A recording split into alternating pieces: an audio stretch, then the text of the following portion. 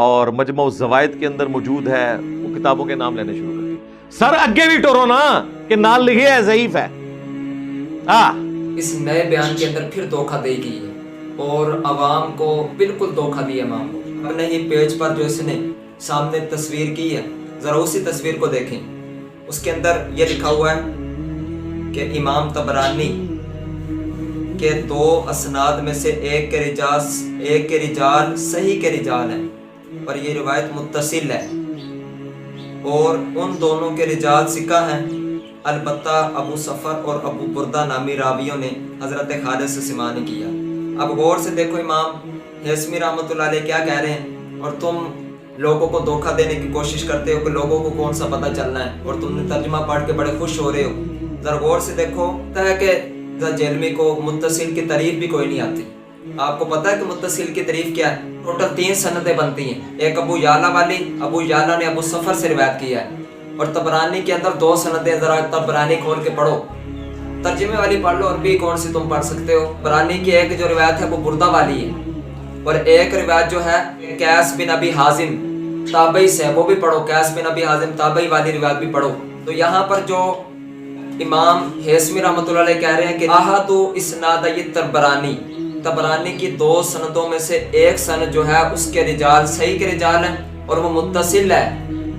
متصل اس کو کہتے ہیں جس میں راوی نے پورا سنا ہو. یہاں پر سماع ثابت ہے. وہ جو آگے ابو بردہ اور ابو صفر والی ہے وہ دوسری سندیں ہیں. ٹوٹل 3 سندوں سے امام ہیثمی نے یہاں پر روایت بیان کی ہے. ایک سند ابو یعلا والی، 2 طبرانی والی. تو یہاں پر جو رجالہما ثقاتن، ان دونوں کے رجال ثقہ ہیں. ذرا یہ تو بتاؤ دونوں سے مراد کیا ہے، عوام کو یہ بھی بتاؤ نا دونوں سے کیا مراد ہے. تو دونوں سے مراد ایک ابو یعلا والی سند ہے جو ابو صفر سے مروی ہے، اور دوسری طبرانی والی سند ہے جو ابو بردہ سے مروی ہے. اور جو پیچھے رجال صحیح وہو متصلن، کہ اس کے رجال صحیح کے رجال ہیں اور یہ روایت متصل ہے. یہ امام ہیثمی رحمۃ اللہ علیہ نے قیس بن ابی حازم والی روایت کو متصل قرار دیا ہے. وہ تو ٹھیک کہہ رہے ہیں، ذرا غور سے پڑھو. دھوکہ دیتے ہو عوام کو اور بیوقوف بناتے ہو. طبرانی کے اندر ایک دوسری روایت ہے 3809، وہاں پر جو راوی ہیں وہ قیس بن ابی حازم ہے. ذرا اس کو بھی دیکھو اور اس کو بھی پڑھو. قیس بن ابی حازم جو کہ حضرت خالد بن ولید کو انہوں نے دیکھا ہے، یہ خود اپنے آنکھوں دیکھا حال بتا رہے ہیں. مینلی 3 ہی اسناد ہیں. ایک جو ہے وہ ابو الصفر سے ہے، اس کی سماعت ثابت نہیں، امام ہیثمی نے لکھا مجمع الزوائد میں. دوسری ابو بردہ سے ہے، اس کی سماعت بھی خالد بن ولید سے ثابت نہیں ہے. اور تیسری سند جو الموجم کی ہے اس کے اندر سفیان بن عیینہ مدلس ہیں، عن سے روایت کر رہے ہیں اور سماع کی تصریح نہیں ہے، لہذا فارغ.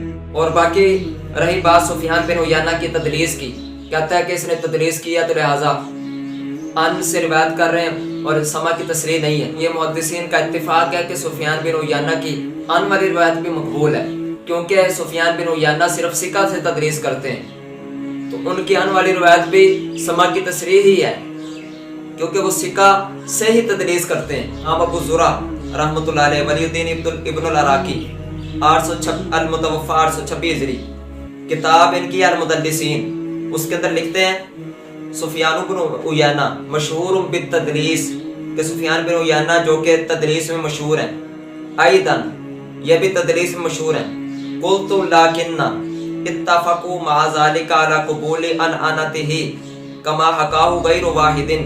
کہنے لگے لیکن میں کہتا ہوں کہ سفیان بن عیینہ کے انعنا کو قبول کیا جائے گا، اس بات پر اتفاق ہے اور اس کو کئیوں نے نقل کیا.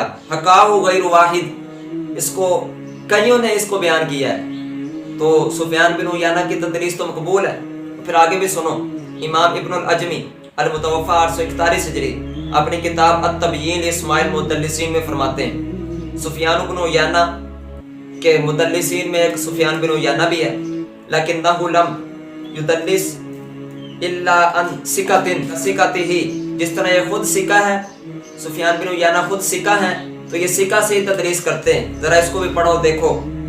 اور کہنے لگے وحکا ابن عبد البر عن ائمۃ الحدیث، امام ابن عبد البر نے تو ائمہ حدیث سے اس بات کو بیان کیا انہم قالوا کہ ائمہ حدیث فرماتے ہیں یقبل تدلیس ابن عیینہ، کہ کہ ابن عیینہ کی تدریس کو قبول کیا جائے گا. ذرا اس کو پڑھو. اب ابن حجر کی کتاب ہے طبقات المدلسین، اس میں فرما رہے ہیں سفیان بن عیینہ الحلالی الکوفی ثم المکی، کہ سفیان بن عیینہ حلالی یہ کوفہ کے رہنے والے تھے، پھر مکہ میں آئے.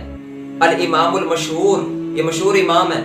فقیہ الحجاز فی زمانہ، یہ اپنے زمانے میں حجاز کے فقیہ ہیں، سب سے بڑے عالم ہیں. کانا یدلسو، یہ تدریس کرتے تھے. لیکن لا یدلس الا عن ثقۃ، لیکن یہ ثقہ کے علاوہ کسی سے تدریس نہیں کرتے تھے.